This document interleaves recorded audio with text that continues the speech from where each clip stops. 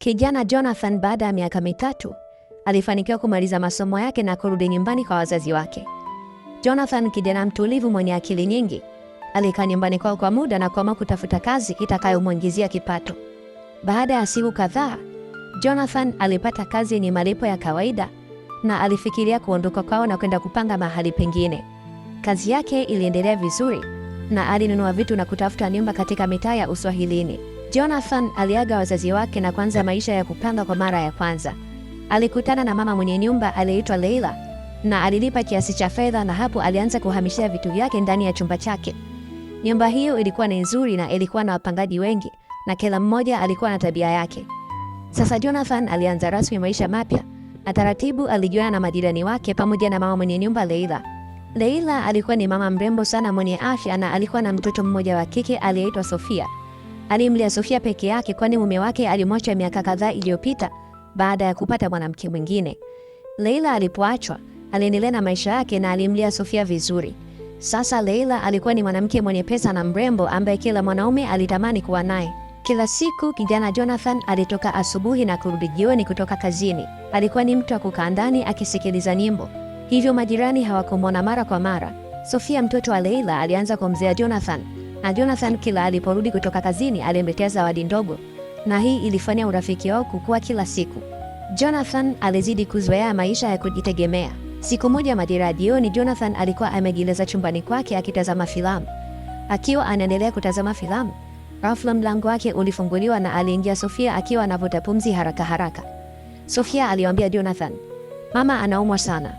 Jonathan akiwa anajiuliza nini cha kufanya, Sofia alimshika mkono na kumvuta kumpeleka alipokuwa mama yake. Upesi waliingia sebuleni kwa kina Sofia, na hapo alimkuta Leila, mama mwenye nyumba, akiwa kwenye sofa huko ameshika tumbo lake akionekana kuhisi maumivu makali.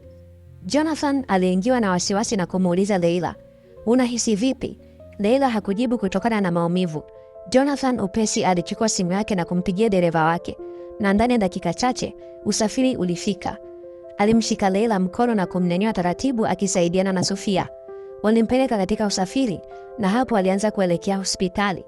Kichwa cha Leila kilikuwa katika mapaja ya kijana Jonathan. Jonathan alitoa kitambaa chake na kuanza kumfuta jasho Leila kwani alihisi joto. Sofia alimtazama mama yake kwa hofu, lakini Jonathan alimtoa wasiwasi. Walifanikiwa kufika hospitali na hapo Leila alipata matibabu ya haraka na alipata nafuu kwani hakuwa na tatizo kubwa sana. Bali daktari alisema kuwa alikula chakula chenye mafuta mengi sana, hivyo ilimsababishia maumivu ya tumbo. Leila alipofungua macho alimwona Jonathan pamoja na binti yake Sofia.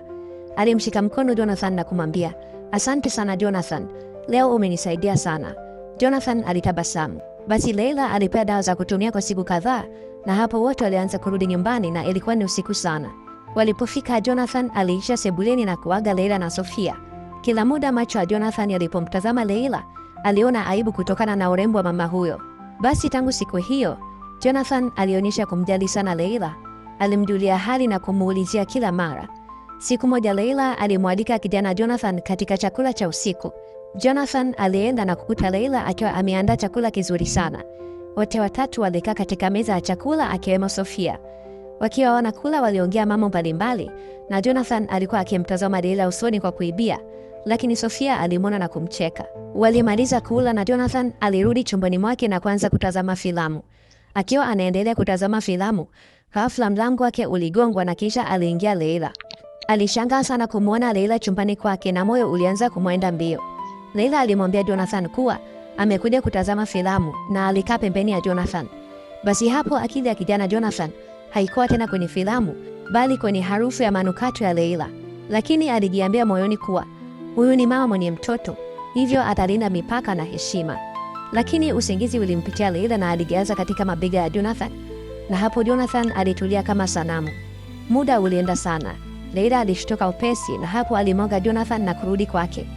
Mmoja wa majirani, dada aliyeitwa Ashura, alimwona Leila akitoka chumbani kwa Jonathan, na hapo alitamani asubuhi ifike ili awasimulie majirani wengine yale aliyoyaona.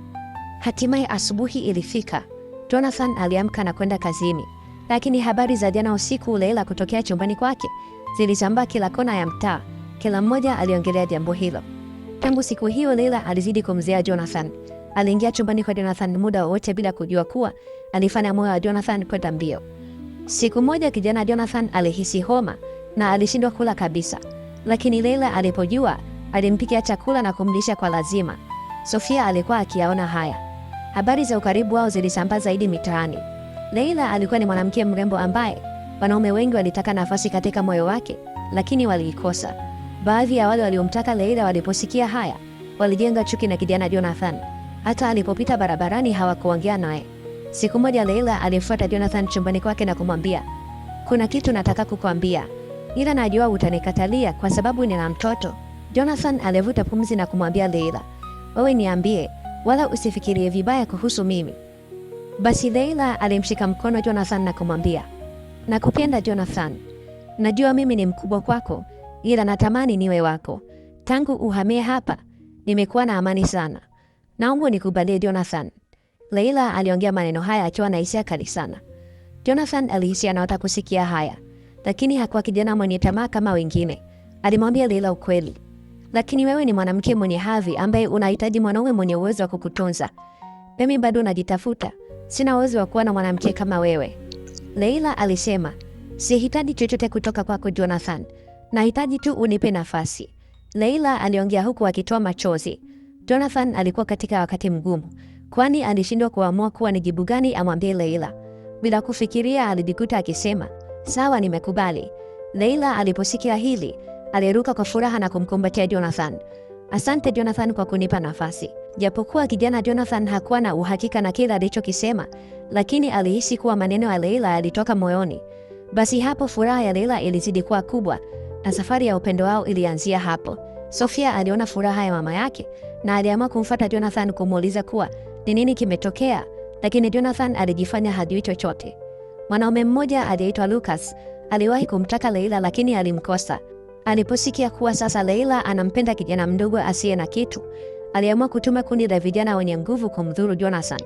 Siku moja Jonathan akiwa anarudi kutoka kazini, ghafla vijana 6 walitokea na kumzunguka. Mmoja alichukua simu yake na wengine walianza kumshambulia, lakini Jonathan hakuwa kijana lele mama. Alijitahidi kujitetea kwa uwezo wake, na hatimaye vijana wale walikimbia wakimwacha na jeraha dogo mkononi na kumuibia simu yake. Leila alisikia haya na kujionea hali ya Jonathan na aliumia sana. Japo Jonathan aliumia kidogo, lakini Leila alimjali sana. Hakutaka Jonathan afanye kazi ngumu, pia alimnunulia simu nyingine. Baadhi ya majirani walisema kuwa Jonathan amefuata pesa kwa Leila na si kingine, lakini haya yote hayakubadilisha chochote. Leila alizidi kumpenda Jonathan na kumwonyesha upendo wa dhati. Alimnunulia zawadi za gharama sana, na hapo Jonathan aligeuka kuwa adui kwa kila mwanaume mtaani. Sofia yeye alifurahi sana kuona mama yake akiwa na furaha na akiwa amepata upendo wa kweli. Siku moja Leila alimfuata Jonathan akiwa na sanduku dogo la zawadi na kumpa. Jonathan alilifungua na kukuta pete ya gharama sana ndani yake. Leila alimwambia, "Naomba univishe pete hiyo niwe mchumba wako." Jonathan bila kupoteza muda alichukua pete ile na kumvalisha Leila. Sofia alipiga makofi na kuimba. Sasa Leila alikuwa mchumba rasmi wa kijana Jonathan. Lakini Jonathan alikuwa akifikiria kuwa atawaeleza vipi wazazi wake kuwa amepata mchumba, na mchumba huyo ana mtoto na ni mkubwa kuliko yeye. Aliamua kumpigia simu mama yake na kumweleza kila kitu. Mama yake alimtaka aende na Leila nyumbani kwao. Basi Jonathan aliwachukua Leila na Sofia na kuelekea nyumbani kwao. Walifika na wazazi wake walipomwona Leila hawakuongea chochote, bali waliuliza kuwa harusi yao ni lini. Leila alifurahi sana kukaribishwa vizuri. Sofia pia alifurahi sana. Baada ya miezi miwili, Jonathan na Leila walifunga ndoa na kufanya sherehe ya kifahari sana. Leila alimzawadia Jonathan zawadi ya gari nzuri sana. Walianza maisha yao, na Sofia alianza kumwita Jonathan baba, na Jonathan asiamini kile alichokuwa anakisikia kila siku. Usisahau kusubscribe channel yangu kuendelea kuwa nami katika simulizi nzuri za kusisimua.